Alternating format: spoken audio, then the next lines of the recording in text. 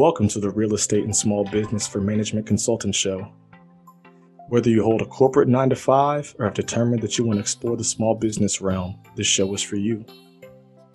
Christian Carrillo talks to entrepreneurs and experts in the real estate and small business realms to discover what they do, why they do it, and how they do it to help show you the art of the possible. And now your host, Christian Carrillo. Welcome back to the Real Estate and Small Business for Management Consultant Show. I am your host, Christian Carrillo.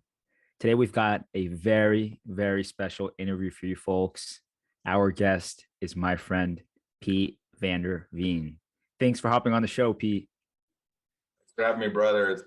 It's been a while since we talked. It's been a while since we hung out, and I'm excited to be here. Yeah, absolutely. I'm super pumped for this episode, because I know our listeners are going to get so many golden nuggets. But Pete is currently endeavored on executive leadership coaching, specifically focused on helping men develop self-mastery and elevate performance in their personal and professional lives. As a hands-on leader and coach for 20 years, Pete empowers those around him to surpass their own preconceived abilities and exceed expectations while achieving personal and professional objectives. Pete encourages and inspires performance excellence. His background spans launching 10 plus companies spanning energy, fitness, franchising, youth, athletics, real estate, and others. If you can name it, Pete has probably done it, but I'll kick it over here to him to let him talk a little bit more about who he is and what he does. Again, Pete, welcome to the show. We're super happy to have you on. Why don't you tell us a little bit more about yourself? Your background is just so inspiring, and sometimes I'm wondering, how in the world has Pete accomplished so much? Yeah, thanks, brother. And I just appreciate your time to have me on today. I'm excited to bring value to your community, and I think we can't speak enough to helping people find inspiration. And that's really what I do at the core. Is I've always had a passion to take human capital and do big things with it. I think any corporation, any business is a sum of its people. So if you can empower human capital, you can move mountains. And that's what a corporation, if you don't empower and inspire human capital, that corporation is going to go nowhere. Eventually it's going to just fall to pieces. It's a house of cards. So for me, I was that young kid, and I had a bit of a rough upbringing, and I had a lot of things that I had to overcome. And I kind of grew up with that probably boy named Sue thing, where it's like I just got kicked in the teeth a lot growing up. But I realized at some point, like I'm 6'6", 265, like I was gifted with a lot of physical stature, but that didn't necessarily help me. But what it did help me over time is realize that I have the strength, I have the energy to become something I wasn't taught to believe in myself. But over time, through trial and error, I really realized that if I put my energy to good work and to good use and really focus what I'm doing, I can overcome anything. And it's really caused me to, now it's like I look back and I'm like, I want to be that coach, that inspirational leader. I want to be that mentor. I want to be that person that comes along and is that person to, there's times where I wish I had a leader. I wish I had a mentor. I wish I had someone to really pull me up and say, listen, brother, like I got you, or do this or do that. Like a lot of times I failed in business because I didn't have someone to go to. And now I turn around and I'm like, I want to be that coach, that leader, that mentor to that teenager or that post-college grad or that business leader or that father or anyone, and just be like, listen, man, I got your back, but like, let me help you. So that's my passion. That's what I've done with all my companies, is I've really tried to improve on the status quo. So whether it was fitness or energy, franchising, youth athletics, real estate, it's like the system is broken, but let's go do something better. Let's not complain. Let's go make it better. Let's change lives. Because underneath it all, it's like, if we're not changing people's lives, if we're not making the world a better place, then for me, money is a tool, and money's not the end all and the be all. So for me, it's like everything I do, it's like I have a mantra saying that raising tide raises all ships. And for me, even with you, man, it's like my passion to help you is just to to help you see and get jacked up, for you to see excitement and be like, damn, there is something there. And that's what, if I can do that with every person and help them change who they are today and become someone amazing tomorrow, then I win. Yeah, no, that's exceptional, Pete. And thank you for that. And I think that that is exactly why I believe you are the perfect individual to have on the show, right? Sir Isaac Newton says, if I can see far, it is because I've stood on the shoulders of giants, right? So take us through your life, right? Because I think you've got an amazing background. You talked a little bit about how you were raised and how maybe life was challenging for you for a couple of years, right? But now you're a very successful individual. You've had success across various sectors, various industries. What was that process like for you? Because we had talked about this a little bit earlier, but a lot of times I feel like fear paralyzes us, right? Or we're just taught to go the conventional route. Just get a job, put your head down, work for 40 years, you'll be okay when you're 62.5, right? So can you take us a little bit through that and how you sort of got around all of that? Yeah, I think when I was young, I just had a bit of a character that just caused me to push against the grain. I was kind of nonconformist. And over time, I guess I'm just a really authentic person where I want to do something because it makes sense, not because I was told to do so. And I think it really stemmed from even when I was a young kid and my parents were religious and they were like, you need to do this and this because it's what tradition states. And I was like, I want to do stuff because it touches my soul. It makes a difference. I don't want to do stuff because that's what like 6 generations prior to me had done, because that's just, then I'm a lemming. I'm not a human, and I'm not living my life. So it really made me start to seek purpose and start to seek passion and start to seek like the why and the how for me. So that's been my driving force. So when I got out of college, I got out of college with a business management degree, and I had the ability to get into the banking sector and stuff. And I looked at that and I was like, I just can't do it, man. I don't want to sit there and live in a cubicle for the next 40 years and work my way up the ladder. So I jumped immediately into energy, and energy is high fidelity environment. It's blow and go 24/7. So I traveled the world doing energy, and I moved up quickly just because I'm like, if I'm going to show up today, I'm going to show up. Like, to me, it's like it's a football game. It's like, I'm going to hit every gap. I'm going to run harder, train harder. And it wasn't because it was so much an ego thing. It was like, I'm here. I might as well just do the best I can. This is everything in my life is a competition, because I feel like you only have that day. You can't repeat it. So it's like, what are you going to do today that's going to leave excellence to those that you worked with, and how did you leave an impact or a legacy that day? So that really compelled me to constantly push the envelope. It's like, if there's a glass ceiling, I'm either going to like try to break through it, I'm going to go around it. That was my thinking. So I just climbed quickly in the world of energy. And then what I did through that is I realized I had a lot of resources. And then I started building other companies, because I looked at real estate and I was like, well, if they could do it, so can I. So then I got into land development and stuff, and I started flipping houses, and I had some houses that I flipped in a matter of 2 weeks.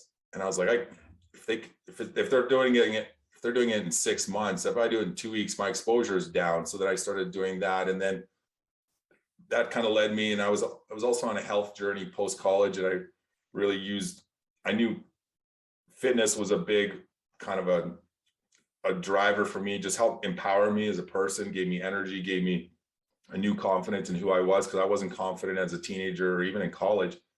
Like, I played basketball in Europe for a season and I gave up. I just didn't have confidence. And then after college, I started training, and I was like, damn, if I'd only done this or that, if I'd only had that person to inspire me back then. But then after, I realized like fitness was powerful for me. So what I did is I started building my own big box fitness centers and using that to empower people. And then I realized that how broken the fitness industry is and how it's got so many things that are wrong with it. It's really volume based. It's not quality based. A lot of it is theoretical, not practical. So it's a lot of these fitness concepts are just, they're a warehouse with equipment. They just want 1 million people to come in and leave, and they don't want to talk to you. They don't care about you. So that really caused me to desire to make a difference in the fitness world, which was like, how can we better people, like really change that person from the inside out using fitness as a conduit. So that led me to launch my fitness franchise, which really is about making people the best person, the most well-rounded athlete. So that was really helping, or that was really my way of like, let's do better than the status quo. And then I've gone into other sectors like real estate development and now youth athletics and stuff. But every one of those things is like, I want to do a better job than the guy that's just flogging it to make money, or the guy that's just doing it because that's the way it's always been done.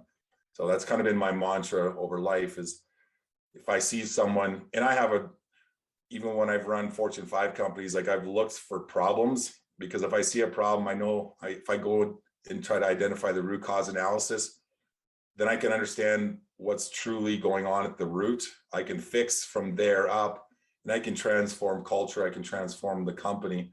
Whereas most cultures, most corporations in America, even medical and stuff, they just put band-aids on the top and they're like, well, hopefully it goes away for a while. And for me, it's like, no, I want to go deep. And I do this personally, I do this professionally, but it's like, I want to go deep. Let's find out what's really going on, and then let's fix it. Because if we fix the foundation, we fix everything. And then now we start to see the multiplier effect, where now we have massive impact. And that's why with the Fortune 5 company I was managing, when you change something in a Fortune 5 company, we were making impacts of hundreds of millions of dollars, but we had to go deep. We had to work hard. Wow, that's very powerful. And I think you hit so many golden nuggets there, right? I definitely echo the Band-Aid solution, and the foundation example that you gave is so powerful, right? You just think about a home. If the foundation's cracked, that home is going to come down. So how can we address that? And it made me think about a conversation that we had we were in Columbia, South Carolina, where you basically told me, show up every day, every single day, show up. And you told me to be in constant competition with myself, but have an abundance mindset. And I remember thinking, like laying back and thinking about it for a couple of minutes, trying to wrap my mind about it. And I realized what you were saying, right? It's continuous improvement. Keep going, right? Always challenge yourself, look for that next level, but then realize we're trying to help other people along the way, right? So I think that's very powerful. And in what you've mentioned, I want to ask a little bit about people you've worked with, right? Like, let's say whether it's partners, whether it's employees, how important have they been in your accomplishing your success? Even mentors, right? It's been incredibly important for me to have good people around me, and that's why, like, that's one of the reasons why I feel so passionate that I want to be that person to the next person. But for me, surrounding myself, like I grew up in a very negative, toxic environment where it was always scarcity. It was always negativity. It was, you constantly see the garbage or the negative things in life, or gossip. Like that's the household I grew up in. And I was really challenged by my wife to really become someone that saw it from the other side. And now I'm in a point in my life where it's like, I refuse to see negative. So I don't watch news, because news is just negative propaganda. I don't follow negative people on social media.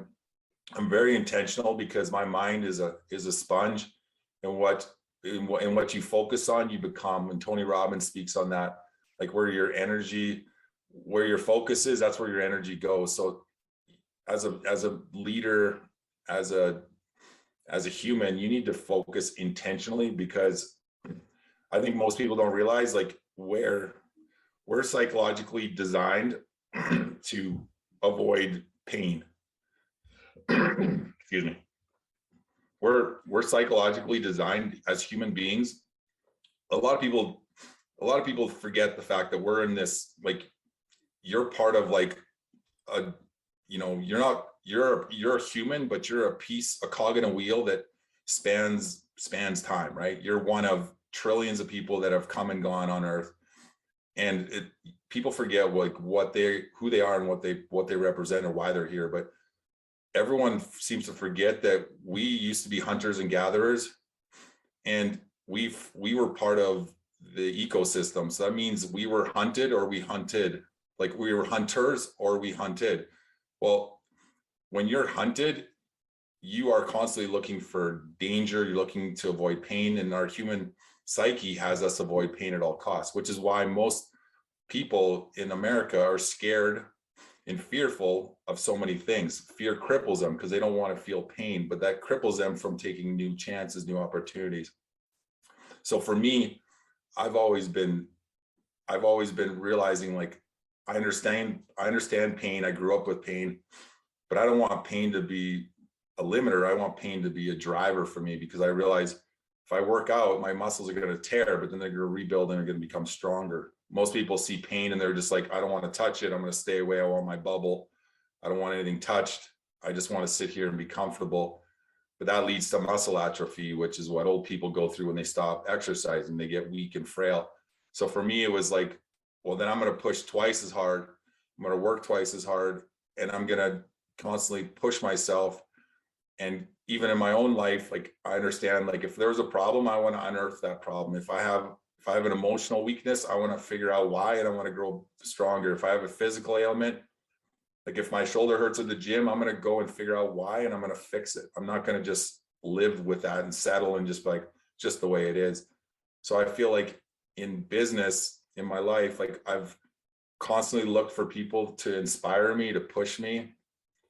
And I think over time, it wasn't intentional to start, but it just became that way, where I was just drawn to people that were successful, or I just wanted to figure out really what was going on, which made me ask questions and talk to people.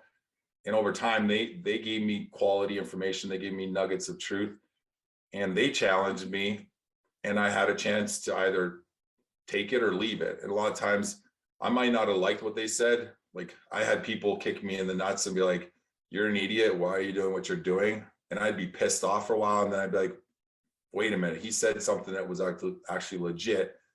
And then I just couldn't let it sit. I was just like, damn it, he just challenged me. I got to do it, man. I can't not do it. So then I would just go and do it. But over time, it got to the point where I constantly became more challenged, more driven, more mentored, with more desire to be surrounded by people that were going places. And I know Tony Robbins even says, like, find someone that is where you want to be, and then mimic what they did to get there. And I think for me now, I definitely have learned by doing it the hard way. I've bootstrapped companies, I've failed. And I look back now and I'm like, if I'd only done it, if I'd only gotten more advice, I would have been successful. So now I'm at a place now where I'm incredibly intentional with what I listen to, who I follow, what I do. Like, I have a 2-hour routine every morning where I go through meditation, spiritual enrichment, like pre-day planning, my nutrition, everything is like clockwork. Cause I'm like, I'm going to start my day off hitting every single important piece, setting those rocks in place for the day, because most people live in chaos or coma. It's either or. They're either dead to the world or they're just in absolute chaos. And neither one of those are healthy for us. So that's my kind of my daily routine. That's how I've challenged myself, and who you surround yourself with is imperative. Yeah, I could not agree more. I think that's so powerful. And you have this, what I call the day one mentality, which I think is very well known now. During an interview, Jeff Bezos was asked, what does day two look like? And he basically said, day two is stasis, followed by irrelevance, followed by excruciating, painful decline, followed by death. Right. So I think that's so powerful, right? And your perseverance and your determination to continuously improve and help others. I think that is it's very powerful. And something that you mentioned that I think our listeners would get a lot out of, because you have a vast experience, right? You have amazing connections. You've worked very hard your entire life. Is I think anytime we pursue a new endeavor, whether it's because people are trying to protect us or they're stuck themselves and they're paralyzed by fear, anytime you pursue a new endeavor, it could be, your parents or your partner saying, why would you do that? Why are you risking that? Why would you leave your job to do X, Y, and Z, right? And it's basically what you had mentioned earlier, right? It's the blind leading the blind. And we have that sort of problem there. How do we get around that, right? Because I feel like that's so common nowadays. Yeah, that's a great question. I guess for me, to me, I'm a big numbers guy. I'm a big fact versus fiction guy. So when I look at something, if someone says something, like I'm not going to judge them by what they said, but I'm going to like dig a little bit deeper. And I think if there's not truth to it, if there's not a sound logic to what they said, then I'm going to question it, and I'm going to take it for what it's worth. So I think if you look at the modern day American lifestyle, but if you go back and you understand how we got here, well, post World War II, post World War II, we really came into this industrialized world. Men went from really, men and women went from like industrial serving, working for the war efforts, and then they kind of went into this. Everyone went into this office style environment where men became like insurance salesmen and bankers, and women were getting more into nursing, and all these other sectors started to really develop. And then everyone wanted the Chevrolet and the Maytag, and everyone wanted their home with a white picket fence and the rocking chair on the front porch. Like we transitioned. Well, now it's like, and I think that was even the start of it, where it was like, grow up, get a college degree, get a comfortable job, spend 40 years in that job, put money into your 401k, and then retire, and then live happily ever after. Well, that has kind of been the middle class America dream, but it's really not working out so well. And a lot of times it's like you live broke your whole life in order to die with money. Well, that doesn't really serve you any purpose, because most people retire and then they lose purpose and they die. So what was that 40-year journey for? And a lot of people say, like, look at someone's someone's tombstone, right? If it says like 1939 they were born and 2021 they died, well, it's not the start date and it's not the end date, it's the hyphen in between. It's that dash that matters. It's the journey. So I think a lot of people have to realize, like, what does their journey look like? And you hit it on the head. It's not tomorrow that matters, it's today that matters. How did you give it all you got? You were on the court, coach gave you floor time. How did you give it? How did you play to the whistle? Like in football, right? You play to the whistle, you never stop. So I think in life and business, you need to play to the whistle. And if you look at what you're doing, look at the people around you, see where they're going, see the trajectory they're on. And if it brings them to a place that you're like, man, that ain't for me. Like, and those family members around you, if they're the people that are on a journey where they retire at 65 and finally they can live their life, you got to be like, dude, that ain't for me, man. That doesn't work. But then you see those other people that, have another layer of chaos because they're doing something different. You're going to look at them and be like, well, that ain't working either. So you really want to find someone, and this is where mentorship, this is where coaching is powerful, because you can find people that are doing things the right way, and you can be like, that's what I want to do. So if you're investing into real estate or multifamily, it's a new way of thinking. It's not the status quo, which is like put your money in an IRA or a 401k.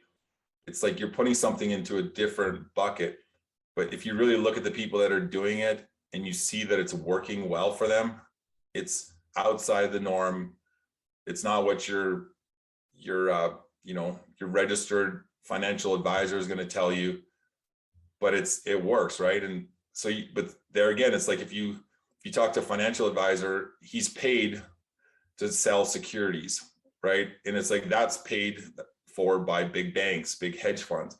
And then you're like, okay, well, that doesn't, like, you follow the money, and it's like, well, this is a system that's designed because big money forces you to think that that's the only option out there. And it's just like education too, right? Most people think, like Elon Musk tells people, don't go to college unless it's worth it. Like, go get a skill instead of coming out of school with 300,000 in debt and having a psychology degree that got you nowhere, or a history major. Go do something use that money wisely. And I think in life, we have to constantly challenge the status quo. And if someone's telling you something, you got to look at their life and see where it's bringing them. And then find that avatar that you're like, that's my guy, that's my woman, that's where I want to be. How did they get there? Ask questions, get to know them, let them mentor you, or find a coach that's got a repertoire that you're like, damn, that guy crushed it. I need that guy to help me, break outside my thinking, because a lot of us get stuck in a broken mindset, and that's critical to keep pushing yourself. I love that. Those last 30 seconds just blew my mind, right? Success leaves clues, right? Bruce Lee says, be like water, right? So be coachable as an individual. And to your point, a lot of times maybe we try to go out there and there's no need to reinvent the wheel, right? Where it's like, if I want to pursue something in life, if in 15 years, 10 years, I want to be in a place, I'm going to go to Pete, right? I'm going to go to Pete because Pete is where I want to be in a couple of years, right? And I think that this leads me to my next question, where I want to talk a little bit about Triumph Performance Academy. Could you tell us a little bit more about that? Because I think that this aligns very well with your why, right? And I think having a why in life is just so important to achieving your goals. Why don't you tell us a little bit more about that?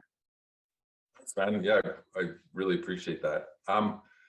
So this once again has been an organic thing for me. I stepped away from my Fortune 5 position roughly 14 months ago, and then I stepped into helping another great guy named Ellis Hammond. I was helping him grow what was really a thought leadership platform called the Kingdom REI, which was helping faith-based business leaders maximize their success and then do amazing, what we called Kingdom Impact, which is really just empowering your community. So like a lot of them, we help them really maximize their real estate endeavors, working in collaboration. We really try to put powerful people in the same room that would allow each other to become business partners, finding investors and operators and acquisition teams, putting them all together. So not kind of, because everyone ends up in a silo culture, because everyone's like, hey, I want to do this, but they don't know that there's another guy there that could really help them. So we really tried to maximize that, create a powerful community, and then tell them, hey, you're making so much money. Why don't you go help, work in your community with war vets or victims of domestic violence or sex trafficking or the foster care system, or go do something to really pour back into your community. Like, don't just look for that, that big 8-figure, 9-figure gross revenue with your company. Like, go do something powerful with it. It'll make your life way more enriched, and it'll make your community better. And if we fix our communities, we'll fix our nation, right? So that kind of led me through it was more of a sabbatical, where I just stepped away from my 100-hour corporate executive position. But it's really brought me to a place where I feel hungry to help other people really get it. And I keep saying it's the coma or the chaos. So many people in this life, in this world we live in, are either stuck in a coma where they've just emotionally, they hate their job, they hate their life, but they're just going through the motions because I just can't do anything else. And then you got other people that are in chaos, and they're just constantly failing, and they just jump from one frying pan into another, and they just get nowhere. Or maybe they're just broken relationships, and they're in divorces, and they're in this and they're in that, or they're just getting fired from job to job to job just because they're not happy. But in the middle of those two is kind of what I call the sweet spot, which is helping people realize, like, if you can find a holistic balance between your personal and your professional, so balance, vocational, relational, emotional, spiritual, mental, physical, financial, if you can balance all of those, most people don't realize it can be done. Just like you said, there's so many people that have this broken mindset where they're like, well, you can't do this. You just have to do this. And it's like, no, you can do this, but you need the right tools, you need the mentorship, you need the right people in your life to help you get through that broken mindset and see things differently. And I've worked in the Fortune 5 company I worked in, there was hundreds of executives that had sold their soul. They were 100 pounds heavier. They had lost, all the relationships had gone to pieces. Their kids don't want to talk to them anymore.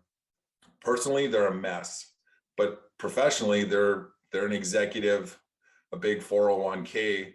They've made it to the top. They're running billions in operation. But when they retire, life is a hard place to be. Like suicide and just massive devastation starts to overtake them.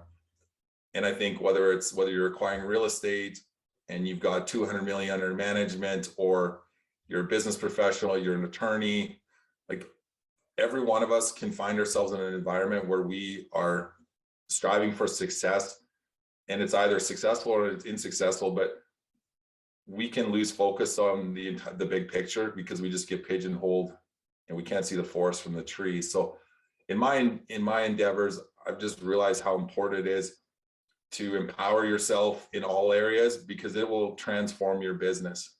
And actually, if you look, it's interesting, if you look at back in the day when you had like ancient warriors, what they did is if you were not strong in your personal life, they actually wouldn't let you go to battle.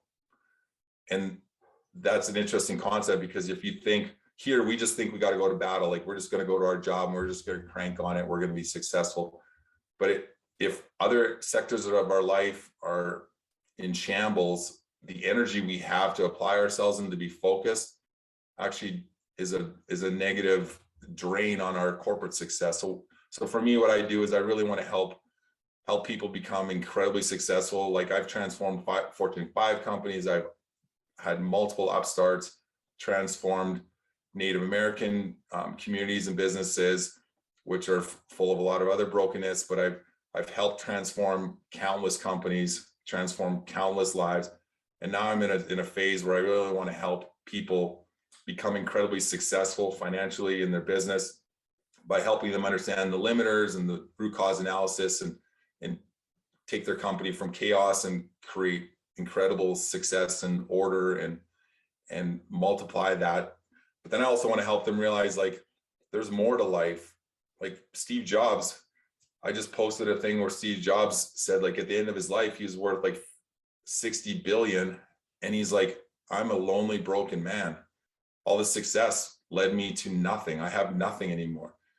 And that's an eye-opening thing for me to help leaders. And specifically, I speak to an avatar that's myself, because I've gone through marriage problems. I've gone through business failures. I've got near to bankruptcy in real estate, but I've learned the hard way of how to do things the right way. And now I want to help someone else do that.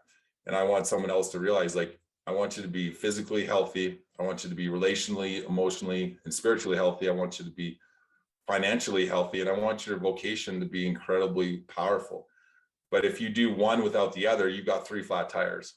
So that's kind of the emphasis and the driving force behind Triumph Performance Academy, is really helping business leaders become empowered, rather than the status quo today is a lot of coaching firms, a lot of business models just focus on KPIs or just focus on structuring systems and procedures. But for me, it's like that's only a part of the puzzle. Like for me, it's like if the whole puzzle isn't together, well, then we're missing pieces. And for me, these other models are great, and I use them, like EOS and stuff. Those are powerful, but to me, there's so much more to that picture. And it's like we're humans. We have all these needs: emotional, spiritual, physical. And if we're not managing those, well, then we're ineffective in our professional side, and we're not being good business leaders, and we're not building the companies to the level that we can. No, I think that's very powerful. And I'm kind of glad you brought up Steve Jobs, because I think what you're doing is so powerful. And you had mentioned the compound effect earlier. Just like think about the way you influence all these individuals that you're helping. They go out into their communities, they help those people, then those people pay it forward, and they pay it forward. And just like thinking about the impact that has. And Steve Jobs says, the ones who are crazy enough to think that they can change the world are the ones that do. Right. So I think that's incredibly powerful. And I think from knowing your background, I think what you add to the world is just incredible. So, first and foremost, I think thank you, right? Because you've opened my eyes to the art of the possible a lot. So I think having individuals in the world like that and surrounding yourselves around individuals like yourself is so powerful, because it can truly change your world, right? Like in a couple of years, I'm sure I'll think back, man, if I had not met X, Y, and Z, if Pete hadn't come into my life, where would I be today, right? And what you had mentioned earlier, I've always thought I'm going to go up the corporate ladder, right? And it takes a lot out of you, right? It affects your relationships, right? It affects your health. So with that in mind, how can I be intentional in the way I approach life to ensure that this does not happen to me, right? That I'm giving back to the community as well and taking everything you've mentioned into account as well. I think that is so powerful. Yeah, that's great. And you're a young guy, you got a great personality, you've got so much potential. And I think I have a formula on my board, which is like, if you take 1.00 to the power of 365, or you take 1.01 to the power of 365, that tenth of a decimal place, compounded 365 days in a year, ends up resulting in a 3,700% change, which is empower. So for anyone that's listening today, when you make a 0.1% change in your life over time, it's an exponential output. And I think that's where we constantly have to challenge ourselves every day. Like, just make a 1 degree change.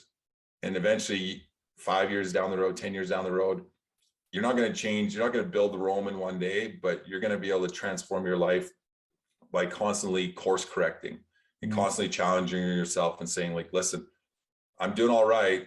And this is what people have to stop doing, is saying, well, I'm pretty good. It's pretty good. It's like, you gotta break that thinking. You have to say, no, like, I could be in better shape. I could be a better business leader. I could be more influential in my community. I could give back more. I could invest in my relationships more, and constantly try to push yourself in that direction, because that's what's going to get you to course correct over time. And it's going to break the status quo. And eventually you get so used to pushing the glass ceiling that it becomes kind of habitual. Whereas if you're scared of that glass ceiling and you just sit there, atrophy will kick in, and eventually you'll just become inactive and completely inefficient.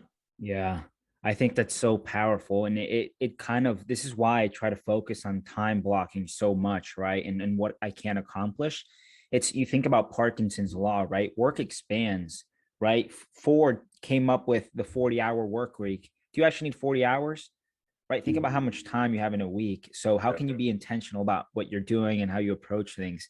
I think that's very powerful, Pete. And I want to dive into our quick response round here, because these are questions that our listeners poll for, and they ask that we dive into these, because I think they're questions that could really make an impact on their lives, or open up the way they view things. But first one here for you, and I think we joked about this earlier. If you lost it all today, what would you do? That one's tough. And it's tough because I still feel the flames lick in my face on that one, because I've lost it all basically twice, and both times were kind of out of my control. And like, one was the collapse of 2009, and then one was when I started my fitness company in 2014. And it's honestly, it's a blessing and a curse at the end of the day, because if you lose it all, like, if you look at Alcoholics Anonymous, step one is like admitting you have a problem. And I think when you lose it all, you really need to get real with yourself, and you need to look at yourself in the mirror and be like, what caused this to happen? You can't blame everyone. You can't sit there and cry. And like, you're going to have those days where you're depressed and you're like, damn it, like, why did this have to happen? But you're asking a question without an answer at the end of the day. So then the next step you need to do is just be real with yourself, be honest, and be transparent with the people around you, and say, listen, I got this wrong, or this failed. We got to start again. And then you got to reinvent yourself. You got to look at where you want to be. And I think it's that Stephen Covey thing again. You have to constantly be like, what's my end in mind? Like, what do I want my eulogy to say? Because if you just focus on instant gratification, you're going to end up darting back and forth like some little jackrabbit. So you need to focus on an end goal. And if you start from scratch, you need to really reevaluate what's your end goal, realize, and be honest with yourself and others, like, hey, this is what I got wrong. This is where I need to grow. This is where I need to change. And you need to start there and really become a better person, a better leader. Maybe you just took bad advice. Maybe you just did things without thinking. Maybe you just jumped into things irrationally or spontaneously. Maybe there's things that you can certainly learn a lot from the things that got you there, and then fix those things moving forward. And then it has to come back to, you should really be looking for where your purpose and your passion collide. Like if you're doing something and you hate it, it's got a short lifespan, or it was just going to ruin you anyway. So if you've ended up unemployed, you had nothing, you lost your company, or you got laid off, furloughed due to COVID, you really need to think again, okay, if I'm starting over, why don't I start over building the right house, building the house of my dreams, building the career of my dreams, and how do I get there? And it doesn't necessarily have to, talking to people, getting advice, trying to figure out, like, what do I really feel like doing? What do I want to do? And how do I do it?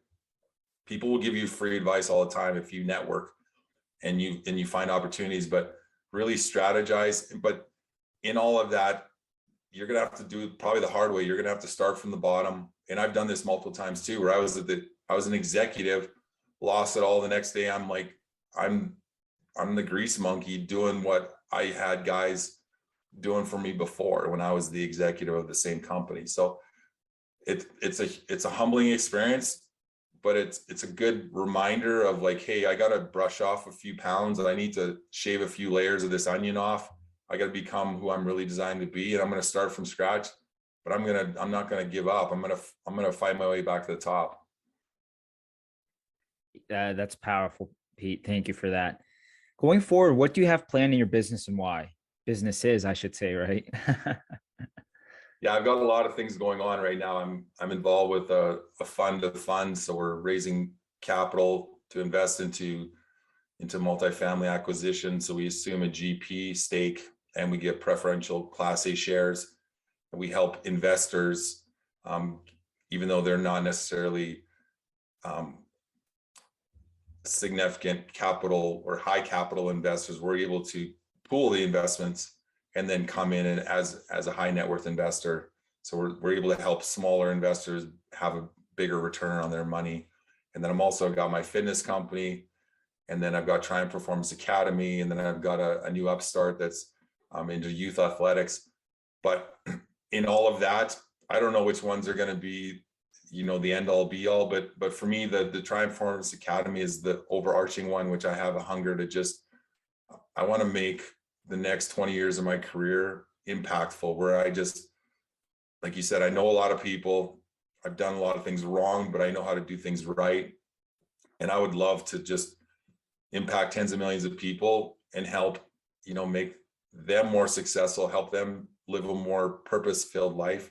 And I know Mother Teresa said, like, if you want to change the world, start at home. And I think for me, when I look at that, it's like we're frustrated with the leadership, we're frustrated with the administration, we're frustrated with the municipalities or whatever it is. But it's like, that's true, but two things can be right at the same time. So that can be a fact, but the other fact is, like, what am I doing in my personal life?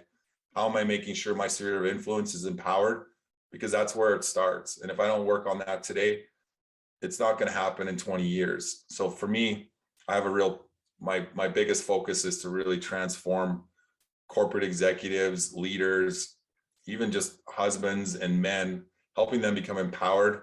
And I coach girls basketball, so I'm not focused on one sex or the other, but for me, my passion is just to empower people so that they do things the right way. I can help them be like, hey, I did this the wrong way and it hurt and it was tough. Let me help you do it the right way. So for my goal over the next 20 years is just to create a movement, empower corporations, transform families, transform relationships, and just make this country the greatest country on earth by starting at the grassroots. That's powerful, Pete. And I love how you're focusing on building an ecosystem right? Because I think that's what you're truly building. And you talk about, ensuring that we have our own house in order before we try and go out and help others, right? It's so important. Back to the foundation topic that you had mentioned earlier. I absolutely love that. And I think this leads me to my next question here for you. If you could give our listeners one piece of advice today, what would it be? That's a good one. I think it would be to challenge yourself. I would say the two biggest things that I would say are hurting people today in America would be that they stop challenging themselves and they're unhappy. And a lot of times they're unhappy because they're blaming something, or they're not happy with the status quo, and they've just accepted that. And I think for me, at the core of it all, it's like my clients, I'm always focusing on gratitude. Like to me, gratitude fixes almost everything, because if you live with gratitude, you refuse to see a negative as a negative, you're looking for a positive. You're wondering, how does that setback become a setup? How does that, Thomas Edison said there's no such thing as failure. You just learned 1,000 times how not to build a light bulb. And I think for us, as anyone in America or in the world, it's like, if you refuse to accept that loss and you try to see it as a gain. So gratitude is really getting up every morning and just being like, maybe I lost $1 million, maybe I lost 10 million, maybe I lost a relationship, maybe I lost a job, but what do I have today? And in focusing on the positives, focusing on the possibilities, like you said, that's powerful, because if all you see is the thorns and you don't see the roses, well, then life's a tough place to be. But if you see every morning, hey, I have my health, hey, I have a little bit of money in the bank, I've been learning a lot, I know great people, I'm hungry to learn, I'm hungry to grow, and I want to become a better person, there's no loss too great that you can't overcome. So I think for people, if there's anything I would encourage them to do, is one is be transparent and just realize, like, you got to turn on yourself sometimes and be like, hey, where do I need to grow? Where am I failing? Talk to a mentor, talk to a coach, and just be like, hey, where do I need to grow? What do I need to do? Because entitlement crushes people, and entitlement is ruining society. But I think, so one of it is, you're not entitled to anything. You need to work for it. But in order to get better, you need to self-assess and understand where you're at. The other thing is, you got to live with gratitude. You got to lead with love. So it's like, you got to just look at all the positives, be a blessing to other people, look at all the good things you have in your life. When you have that, it takes away the depression. It puts hope back in your life. It gives you energy. It gives you invigoration to go and do something great again. And if all you do is listen to positivity, turn off the news, turn off social media, get those negative people out of your life, and realize and dream again. Like, if you look at a little 4-year-olds don't stress. They're just excited because it's like, man, I got my new toy, I got my new tricycle, I got this, I got that, I got to go play, I'm gonna go play in the park, I'm gonna go kick the ball. Like, they're excited. As when we become 40 years old, all we do is get out of bed and we're like depressed and we're like, man, life sucks. And it's like, what happened? Nothing changed. We're in the same circumstance, but it's our perspective change. So I think from everyone that's listening today, get a gratitude journal, focus on the positive things in life, and then go pay it forward. Go make someone else's life better. Because if you want, oftentimes there's a weird thing that happens, but if you are positive and you want good things to happen to you, when you do it to someone else, reciprocity kicks in, and suddenly you helping someone else makes you feel better. Even though you think you're helping them, they help you. And it's something that's not apparent, but like, you live with a life of gratitude and love, and you have a determination that, like, I'm going to succeed at all costs. Your expectations will have to change over time. It might not be what you thought it would be, but it'll still be amazing. And like, even for you and I, like, the fact that we met in South Carolina, 2 random people showing up at a random spot, but if you and I both focus on being positive, full of gratitude and we try to bless other people, it's like a ripple in the water. It's going to have a profound effect. So if everyone were to do that, it would be a game changer for them.